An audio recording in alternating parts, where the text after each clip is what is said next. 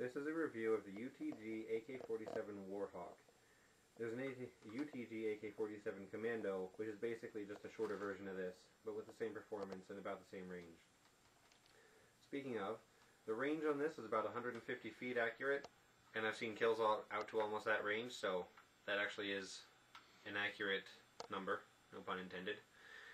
It fires at about 300 to 325 feet per second with a .2 gram BB, and it has adjustable hop-up. I don't like the hop-up much though, because it's exposed. It's right there. So it's pretty easy to accidentally nudge, and then your settings are lost.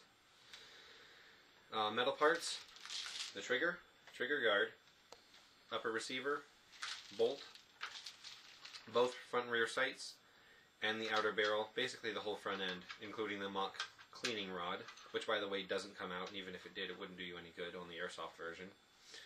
The orange tip is plastic. That's the only part of the front that is. And both sling mounts are metal, and the mag release is metal. They say it has a metal butt plate, but it seems more like plastic to me. This weaver deck is plastic, and the all the grips, the butt, the pistol grip, are plastic. It came with 2 plastic magazines, each about 600 rounds, though it seems like less. Not too sure I'd trust the 600 round estimate, but it's a lot of ammo, especially with a Springer. This takedown lever in front doesn't move, doesn't do anything, it's just there for looks, by the way. And as standard on all AKs, your rear sight is adjustable.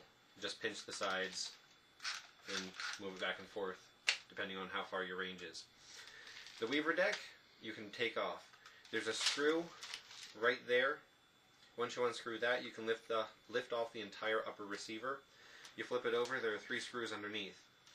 You take out the 3 screws, and the weaver deck will lift free. There's quite obviously the top weaver rail, which you can see, and then there's room to mount a weaver rail on each side. It came mounted, but I took it off because I never used them, so I didn't see the point in having them sticking out.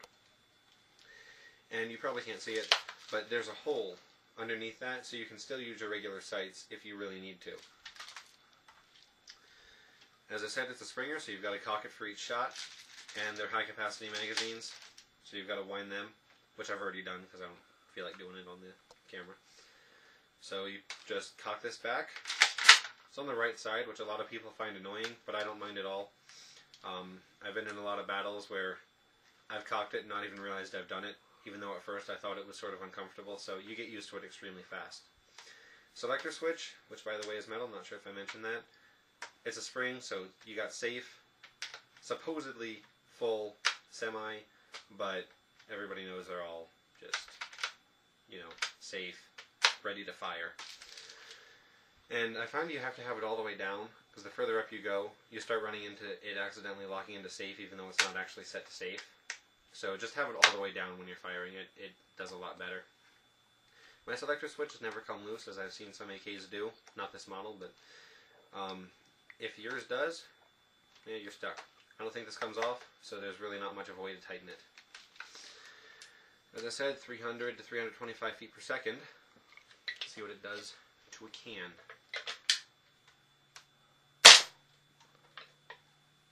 Alright.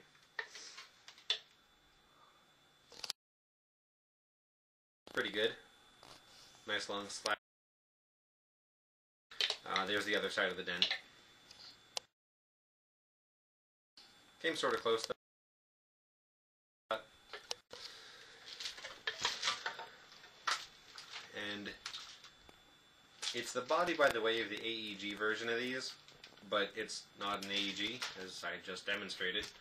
The butt plate slides off to reveal not the battery, but a lead weight, packed in styrofoam. I haven't figured out how to get that out if you'd ever need to. I'm not sure you can. It's held in place somehow. But to get the butt plate on and off, all you're going to do is slide it downward to take it off, and then you line it up just a little bit below where it actually goes on, and then slide it upward and it locks in. It seems sort of loose when you're looking at it, but it's really not. It's pretty tight. I've never had it fall off on me accidentally. And overall, it's balanced pretty well. And it's the AK sights, so they're not the most accurate things in the world.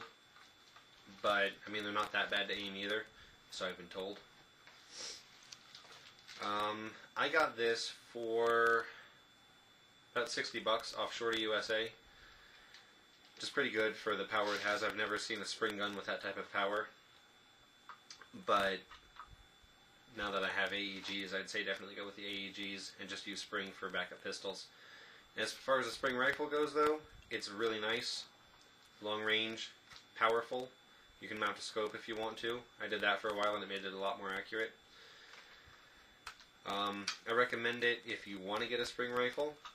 It's probably some of the best you're going to get for the money. So I'd probably give this probably a 9 out of 10. I'm not a huge fan of the AK look overall, but nice weapon. Only thing is, by the way, it's really hard to field strip. Don't even try it unless you're really experienced, because you're not going to get too far unless you know exactly what you're doing.